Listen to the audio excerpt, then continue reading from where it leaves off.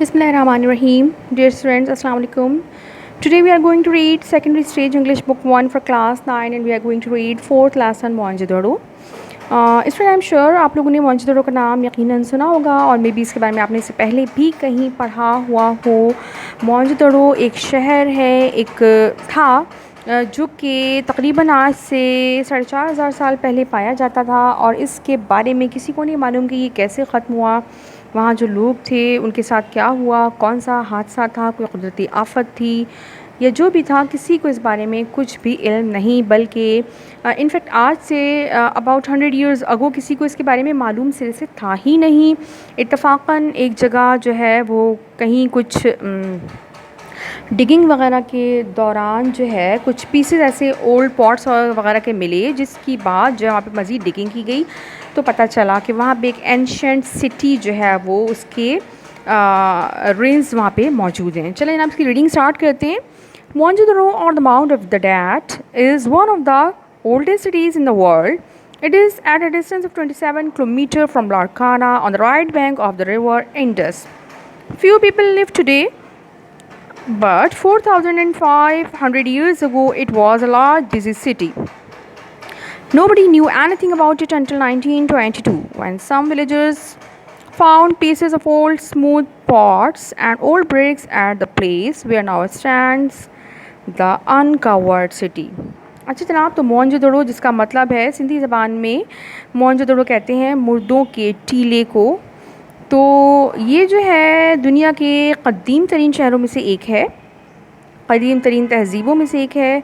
आज से तकरीबन 4,500 साल पहले ये पाया जाता था.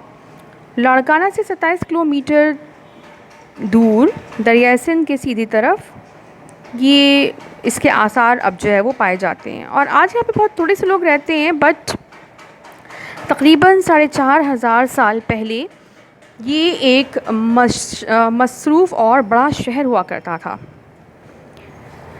आज से 100 साल पहले तक तकरीबन इस शहर के बारे में कोई भी कुछ नहीं जानता था. जब इत्तफाक़न कुछ विलेजर्स को कुछ पॉट्स के और कुछ ओल्ड ब्रिक्स यानी ईंटों के कुछ पीसेस मिले, तो उसके बाद जो है उसको यहाँ पे अनकवर करके ये सिटी जो है वो इसके बारे में फिर पता चला. These pieces of old pots and bricks were brought to Sir John Marshall, an English civil servant whose work it was to look after historical remains like ancient buildings and other old things such as these pieces of pots and bricks. अच्छा जनाब, वो जो pieces जो कुछ देहाती लोगों को मिले थे वो जो है उस टाइम आपको पता है कि 1922 में सब कॉन्टिनेंट में जो है ब्रिटिश रूल था. तो एक English civil servant sir John Marshall, उनके पास जो है वो जो विलेजर्स थे वो पीसेस वो लेकर आए. और जो सर जॉन मार्शल हैं उन्हें हिस्टोरिकल रोमांस से वैसे ही काफ़ी दिलचस्पी थी, पुरानी बिल्डिंग्स और पुरानी चीज़ों से उन्हें वैसे ही दिलचस्पी थी. He was himself very interested in history and was anxious to find out about these remains. So when he looked at them carefully, he at once knew that they were pieces of very old pots. अच्छा जनाब, तो चूँकि वो उनकी इस सिलसिले में काफ़ी नॉलेज भी थी और इंटरेस्ट भी था उन्हें, तो जब उन्होंने ये चीज़ें देखी तो उन्हें फ़ौरन ही अंदाज़ा हो गया कि ये काफ़ी पुराने बर्तन हैं. About the bricks, he said, perhaps there was once a town or city which lies under these mounds of clay and sand. Let us dig here. Maybe we shall uncover the remains of an old city. और जो ईंटें थीं उनको देख के sir John martial ने कहा कि शायद यहाँ पे किसी ज़माने में कोई पुराना शहर या टाउन जो है वो हुआ करता था, जो कि अब इस मिट्टी की पहाड़ के नीचे, ढेर के नीचे दबा हुआ है.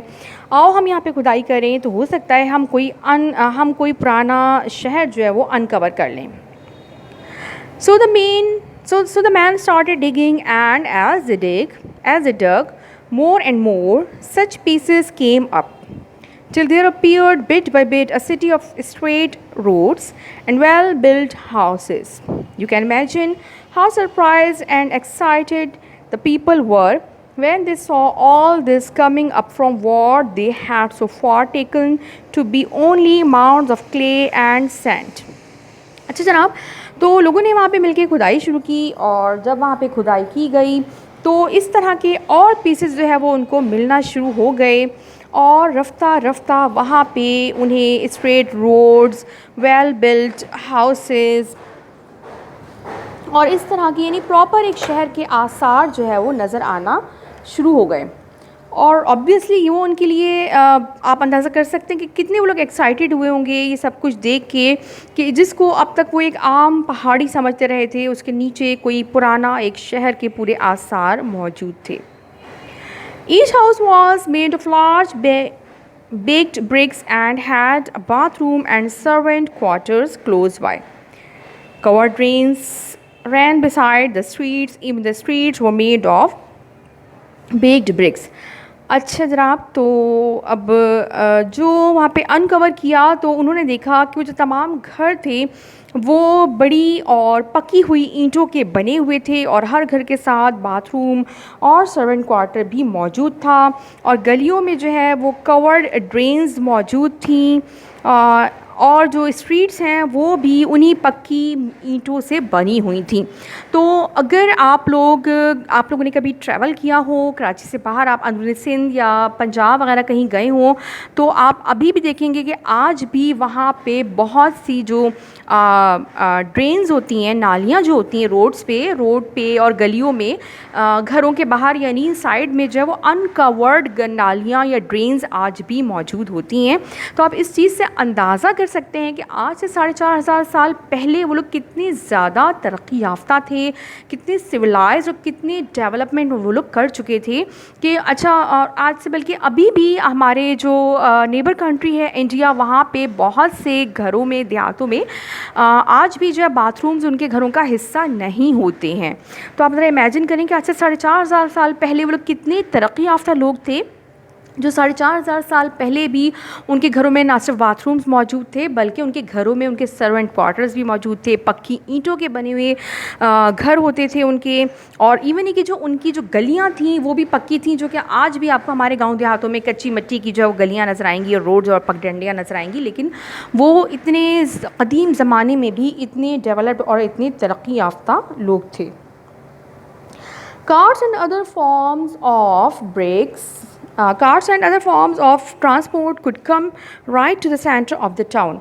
और जो भी गाड़ियाँ उस ज़माने में चलती थीं और जो दूसरी किस्म की ट्रांसपोर्ट यानी ज़ाहिर है पहले तो जो है वो एनिमल्स वगैरह यूज़ होते थे ज़्यादातर, जैसे बुल कार्ट होती थी, हॉर्स वगैरह, ये जानवरों को जो है वो सामान वगैरह के लिए भी और वैसे अपनी ट्रांसपोर्टेशन के लिए यूज़ किया जाता था। तो वो तमाम जो है उनकी ट्रांसपोर्ट वो शहर के सेंटर तक या मरकज़ तक सीधी पहुंच जाया करती थी। You can still see the great hall where grain was stored. और आज भी वहाँ के जो रेंस पाए जाते हैं, जो आसार हैं, उसमें आप एक बड़ा हॉल देख सकते हैं जहाँ पे उस ज़माने में अनाज को, ग्रेन को ज़ख़ीरा करने के लिए गोदाम बनाया गया था। There is a wide road in the middle of which was the shopping center with shops on both sides. और वहाँ पे आज भी एक चौड़ा रोड आपको नज़र आएगा जिसके मिडल में एक शॉपिंग सेंटर था जहाँ पे उसके दोनों तरफ बाकायदा दुकानें बनी हुई थीं। और बल्कि आज भी अगर आप गांव देहातों में जाएं तो वहाँ पे आपको प्रॉपर मार्केट्स नज़र नहीं आएंगी, स्कैटर्ड शॉप्स ही मोस्टली होती हैं। लेकिन ये लोग जो है वो इतने पुराने ज़माने में भी बहुत ज़्यादा तरक्की याफ्ता थे। This road continues on the houses of the workman. और ये जो रोड है ये आगे बढ़ के जो वहाँ के वर्कमैन थे उनके घरों तक जाता था। The people of this city must have been great traders with the river Indus so near and the sea within easy reach. और यकीनन वो जो लोग थे इस शहर के जो रहने वाले थे वो यकीनन ग्रेट ट्रेडर्स थे, ताजिर थे, क्योंकि उनके बहुत करीब जो है वो दरिया सिंध था और उनका जो समंदर है वो भी उनकी मतलब उनके लिहाज से ज़्यादा दूर नहीं था, करीब उनकी पहुँच में मौजूद था। The countryside must have been fertile since wheat, rice and cotton grew there. और यकीनन उनका जो कंट्री साइड था यानी उनके जो खेत वगैरह थे वो यकीनन बहुत ज़रख़ेज़ थे। वहाँ पे जो है कॉटन और राइस और वीट वगैरह ग्रो की जाती थी। The farmers also kept cattle, और जो फार्मर्स हैं वो आजकल के फार्मर्स की तरह ही अपने लिए मवेशी भी पाला करते थे। There were skilled craftsman who worked in gold, silver and ivory, और बहुत से उनके माहिर हुनरमंद या कारीगर थे जो कि सोने, चांदी और आइवरी में वर्क करते थे, आइवरी की चीज़ें बनाते थे। आइवरी कहते हैं ये जो एलिफेंट के टस्क होते हैं ना, जिसके बाहर वाले जो दांत होते हैं उनको आइवरी कहते हैं, तो उससे जो है वो चीज़ें बनाई जाती थीं। Clay dolls and cards were made for the children to play with, और मिट्टी से जो है वो गुड़ियाँ और ज़ाहिर लड़कियों के लिए गुड़ियाँ और लड़कों के लिए कार्ड्स बनाई जाती थीं जिससे वो बच्चे खेला करते थे। We also have an idea of the dresses worn by the ruling class, the priests and the elders, from the seals of many kinds that have been found there. और हम उनकी जो रूलिंग क्लास या उनके priest वगैरह है किस किस्म के लिबास पहनते थे इसका भी अंदाज़ा कर सकते हैं, और इसका अंदाज़ा हमें कहाँ से होता है, वहाँ से जो हमें सील्स वगैरह मिली हैं उन पे जो है वो इनकी इमेजेस जो है उनकी कैरविंग की गई हुई है। दे वोर लॉन्ग लूज ड्रेसेस, और ये लोग लंबे लंबे ढीले ढाले लिबास पहना करते थे। Nearby is museum where interesting objects found from Mohenjodaro are on exhibition। और अब जो मोहनजोदड़ो जो यानी जो इसकी ruins है उसके करीब में उसके जो है एक म्यूज़ियम बना दिया गया है जहाँ पे मोहनजोदड़ो से मिलने वाली चीज़ें जो हैं वो डिस्प्ले की गई हैं। These include seals, jewelry, toys, weapons and painted pottery। और वहाँ पे जो चीज़ें रखी गई हैं उनमें क्या क्या है, ज़ाहिर है जो चीज़ें वहाँ से मिली हैं, सील्स हैं, ज्वेलरी है, टॉयज़ है, वेपन्स और पेंटेड पॉटरी कहते हैं मिट्टी के बने हुए और पकाए हुए बर्तन। The best find of Mohenjodaro is the head of a bull which was use as a seal. और वहाँ की जो बेस्ट फाइंड मानी जाती है, जो चीज़ें मिली उनमें जो बेहतरीन चीज़ मानी जाती है वो है एक बुल का एक सर है जिसको लोग सील के तौर पे यूज़ किया करते थे। A metal statue of a dancing girl has also been found. इसके अलावा एक डांसिंग गर्ल का मेटल स्टैचू भी मिला है। There are metal tools too, और मेटल के बने हुए टूल्स भी हैं। It is because of these metal objects that the probable age of the city is being given as about 4500 years। और ये जो उसकी एज का जो अंदाज़ा लगाया गया है, जो मतलब जो एस्टिमेशन दिया गया है कि अंदाज़े नहीं कितने साल पुराना है, तो वो जो है उसी मेटल को स्टडी करने से, उसी मेटल पे जो है वो उसके एग्जामिनेशन करने से ही पता चलाया गया है कि ये तकरीबन कितना पुराना है। For a long time these people lived a happy life। They were quite rich and traveled from place to place on business or on pleasure। काफ़ी तवील अरसे तक यहाँ के लोग अच्छी खुशगवार ज़िंदगी गुजारते रहे। ये अच्छे खुशहाल लोग थे और ये जो है अपने बिज़नेस के सिलसिले में ट्रैवलिंग करते थे, और इसके अलावा फॉर द प्लेजर पर्पज़ यानी महज इन्जॉयमेंट के लिए भी, जैसे टूरिज़म की जाती है उसके लिए भी घुमा फिरा करते थे। The city was well planned and clean। उनका शहर बहुत well planned था और साफ़ सुथरा था। The rain water did not remain on the streets। और जो रेन वाटर है वो गलियों में नहीं जो है वो रहता था, खड़ा नहीं रहता था, क्योंकि गलियों के साथ साथ उनकी कवर्ड ड्रेन्स मौजूद थी जिसमें वो पानी बह जाता था। We do not know what happened to them later। और हमें इस बारे में अभी कुछ आइडिया नहीं कि आखिर उनके साथ क्या हुआ। Either they were raided from the north or some great earthquake destroyed them। May be किसी ने उन पे हमला करके उनको पूरे के पूरे उनके शहर को तबाह किया हो, और हो सकता है कि किसी ख़तरनाक ज़लज़ले ने उनका पूरा शहर तबाह कर दिया हो। No one has yet been able to determine the meaning of the words written on the seals and on the pottery। और अभी तक कोई भी जो है वो इस बारे में कोई अंदाज़ा नहीं लगा सका कि वहाँ पे जो उनकी जो लैंग्वेज है, जो उनकी सील्स पे या उनकी जो बर्तनों पे जो लिखा हुआ है, वो तहरीरें जो हैं उसका क्या मतलब है। Much could be learned if the language experts are able to decipher these words.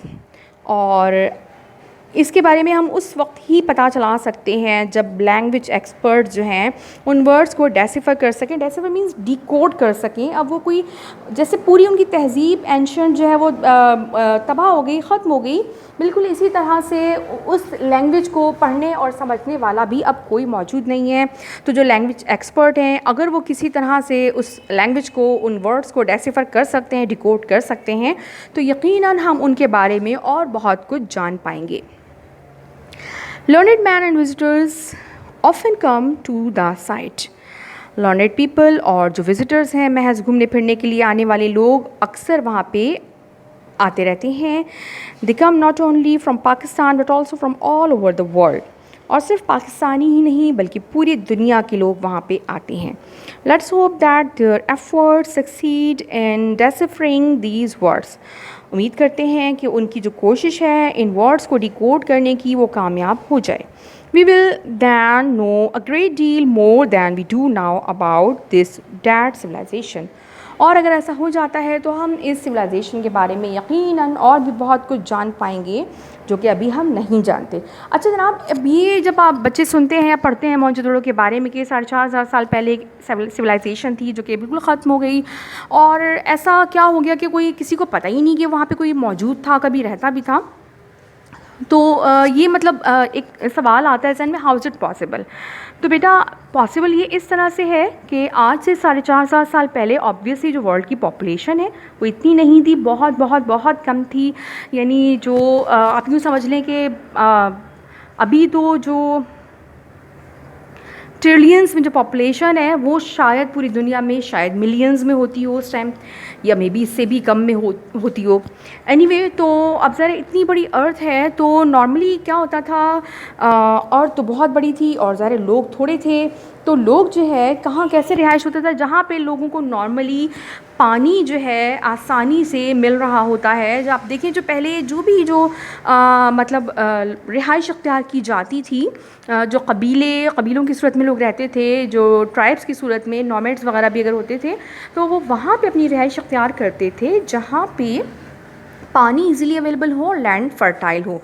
तो ऑब्वियसली अब कोई कबीला कहाँ है, कोई कबीला कहाँ है, ज़ाहिर है इसके बारे में किसी को कुछ भी मालूम नहीं हो सकता था। क्यों नहीं मालूम हो सकता था?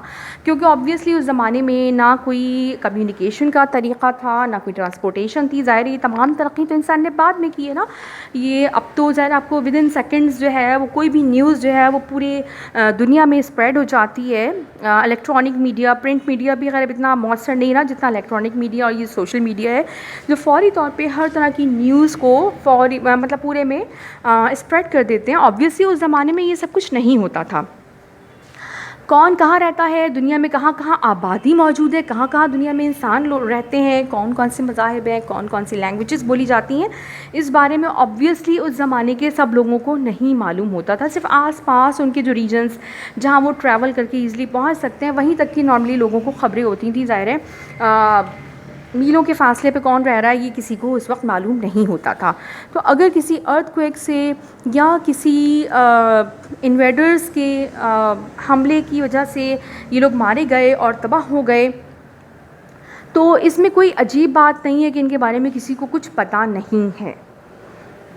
उम्मीद है आपको समझ आ गया होगा और अच्छा लगा होगा। इंशाल्लाह नेक्स्ट वीडियो में मैं आपको इसका वर्क और इसका कंप्लीट एक्सरसाइज ग्रामर वगैरह इंशाल्लाह करवाने की कोशिश करूँगी।